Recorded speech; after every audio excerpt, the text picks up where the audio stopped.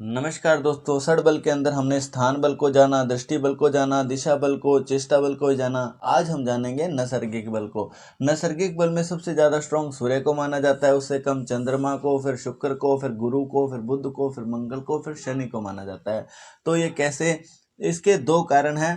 पहला कारण है सूर्य प्रकाश का कारक है, यानी ये सभी को प्रकाश देता है, तो इसलिए सबसे ऊपर सूर्य को रखा गया है। सूर्य से कम प्रकाश चंद्रमा का है, फिर शुक्र का, फिर गुरु का, फिर बुध का, फिर मंगल का, और सबसे कम प्रकाश शनि का है। इसलिए नैसर्गिक बल में शनि सबसे नीचे माना गया है और सबसे ऊपर सूर्य माना गया है। और दूसरा कारण है, जो सूर्य है वो राजा है, चंद्रमा वो रानी है, और शुक्र जो है वो धन है। एक राजपाट को चलाने के लिए धन की सबसे ज्यादा आवश्यकता पड़ती है, इसलिए सबसे पहले सूर्य और फिर चंद्रमा, यानी पहले राजा, फिर रानी और फिर धन। उसके बाद जो गुरु है ये मंत्री है, एक राजपाट को चलाने के लिए मंत्री की आवश्यकता पड़ती है, और बुध राजकुमार है, और मंगल सेनापति है, और शनि जो है सेवक है। तो ये इस क्रम में भी दर्शाया गया है। लेकिन आपको ये समझना है, सूर्य सबसे पहले आता है नैसर्गिक बल में, चंद्रमा उससे कम, शुक्र उससे कम, गुरु उससे कम, और बुध उससे कम, मंगल भी उससे कम,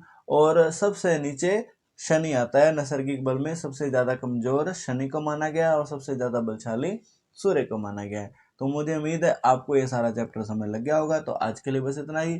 तब तक के लिए जय श्री राम।